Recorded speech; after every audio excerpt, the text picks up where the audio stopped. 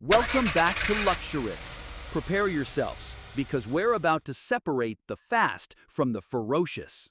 Ferrari.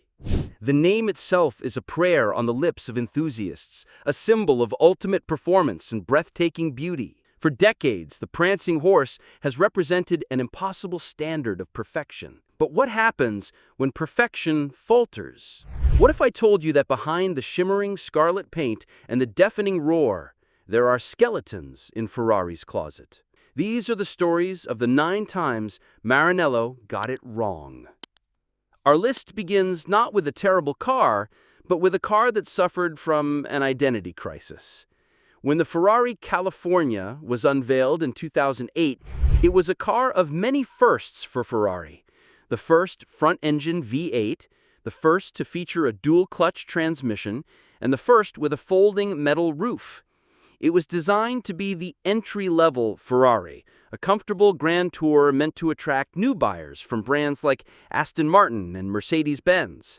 And in that, it was a massive success. It sold in huge numbers, bringing a new wave of clientele to the brand. So why is it on our worst list? Because to the purists, the tifosi, it wasn't a real Ferrari. Its styling was seen as soft, almost generic, lacking the aggressive, sculpted lines of its siblings like the 430. The handling, while competent, was tuned for comfort over raw track performance. The exhaust note, though pleasant, was muted compared to the shrieking symphonies Ferrari was known for. It was the Ferrari you could drive to the grocery store, and for many, that was precisely the problem. It was criticized for being too heavy, too complex, and too polite. The California was a brilliant business move, but it diluted the hardcore race-bred DNA that defined the brand. It was a fantastic luxury convertible, but for many, it was a mediocre Ferrari. A necessary evil, perhaps, but a compromise that still leaves a sour taste in the mouths of the faithful. Picture this. It's the early 1970s. Ferrari's designs are dominated by the sensual, sweeping curves of Pininfarina. Then out of nowhere comes this, the 308 GT4. It's all sharp angles, flat planes, and wedge-shaped aggression.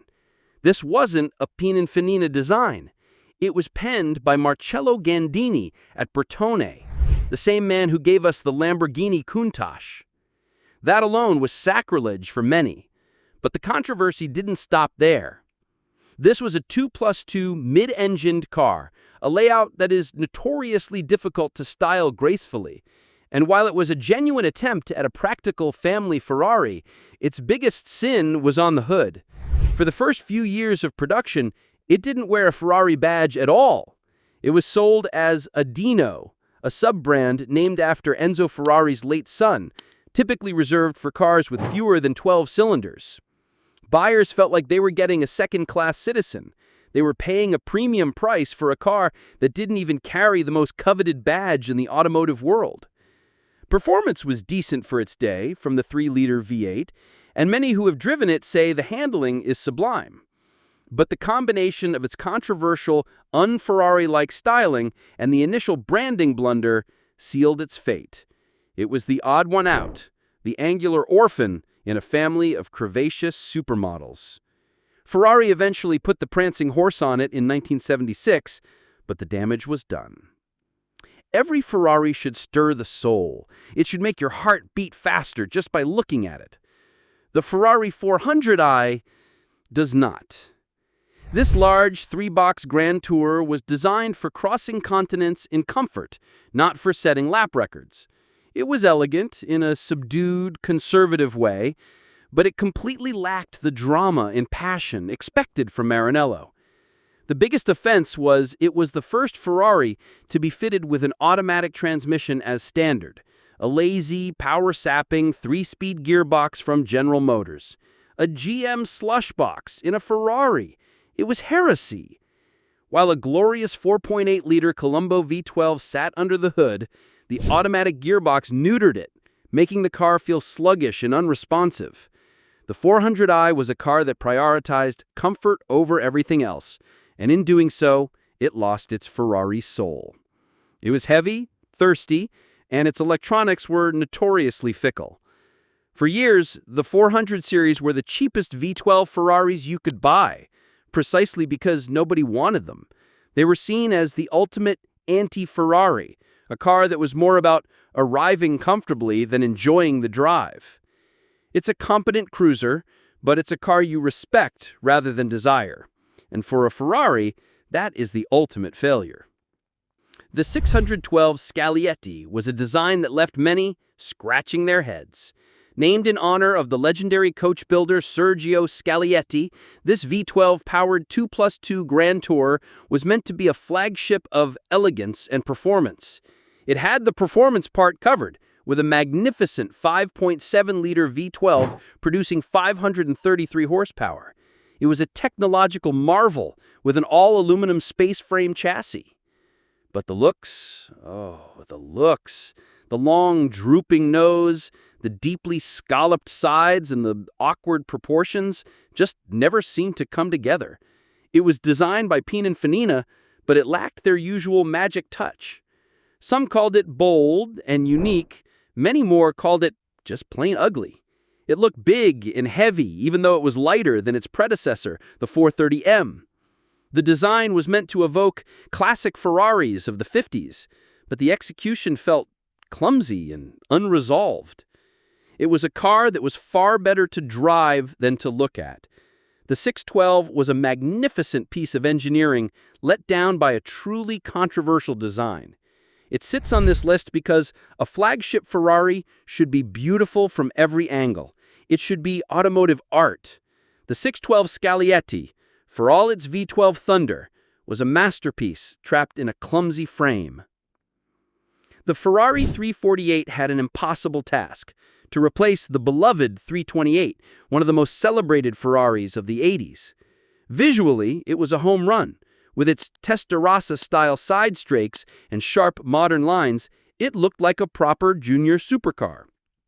But beneath the skin, something was very, very wrong. The 348 quickly earned the reputation of being a treacherous car to drive hard. The chassis was notoriously snappy and unpredictable at the limit. The combination of a stiff rear subframe and softer front suspension meant that if you pushed it too far, it could spin with little to no warning. It became known as a widowmaker. Even the press at the time was critical. A famous magazine review compared it directly to a Honda NSX and declared the Ferrari a loser, citing its heavy gear shift, awkward driving position, and most damningly, its spiteful handling. Ferrari was so stung by the criticism that they launched the updated 348 GTB GTS, which addressed some of the issues. But the car's reputation was already tarnished. It was the beautiful supercar that could and would bite back. It stands as a lesson that stunning looks can't make up for a fundamentally flawed driving experience. This might be the most cynical car Ferrari has ever produced. Imagine a Ferrari with the power output of a modern family sedan. That is the Ferrari 208. In the early 1980s, the Italian government imposed a crushing tax on cars with engines larger than 2.0 liters. To avoid this, and to keep selling cars in their home market, Ferrari did the unthinkable. They took the beautiful 308, ripped out its 3.0-liter V8, and replaced it with a tiny 2.0-liter version.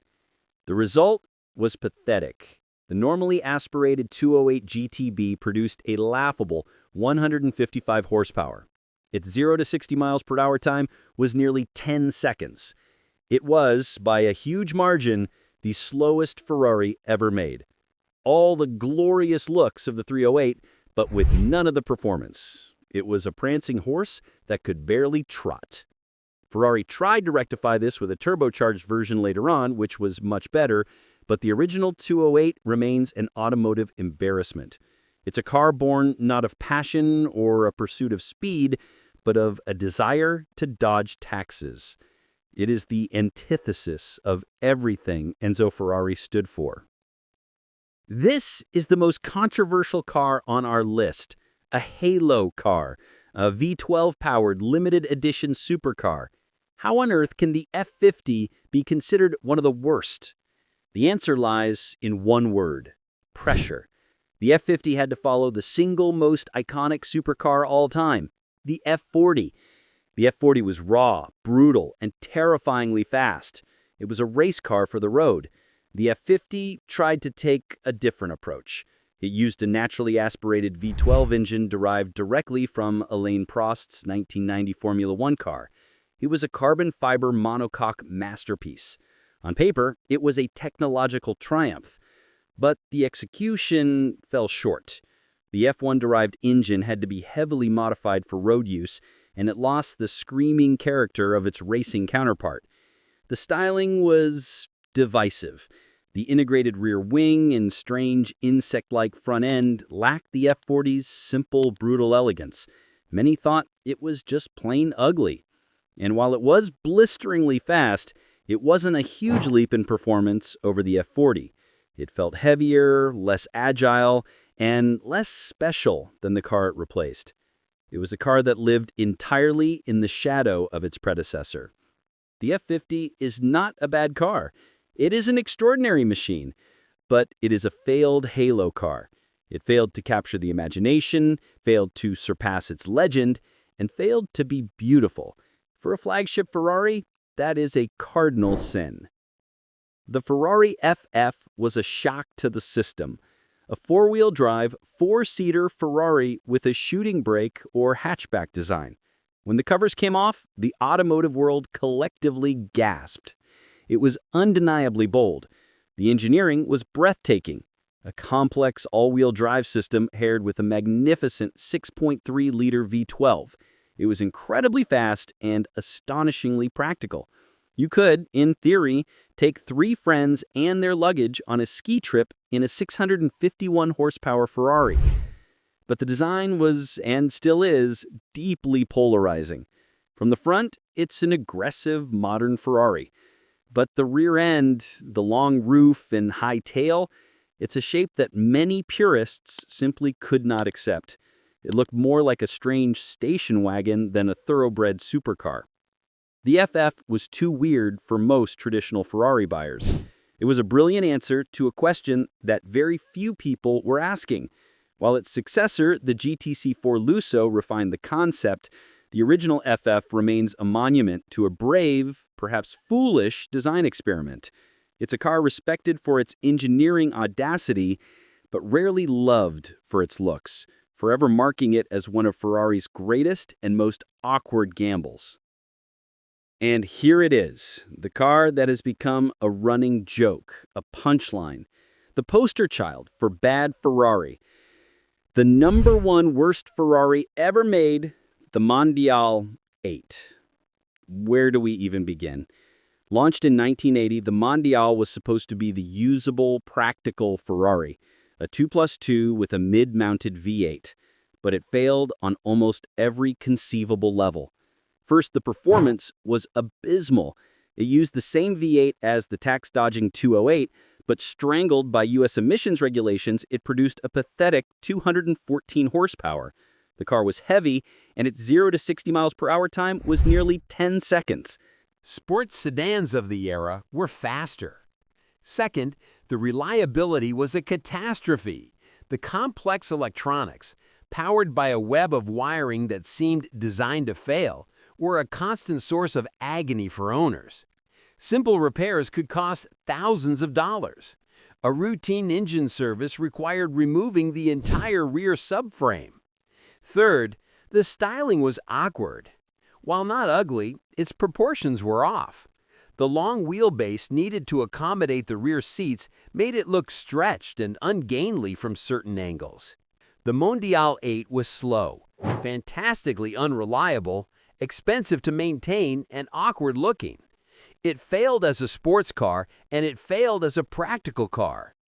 Ferrari would improve the Mondial significantly in later years with the Quattro valve in the Mondial T, but the original Mondial 8 did irreparable damage. It is the ultimate proof that even the greatest company in the world can sometimes produce a car that is, in every measurable way, a complete and utter failure. And for more journeys into the heart of luxury, don't forget to subscribe to Luxorist.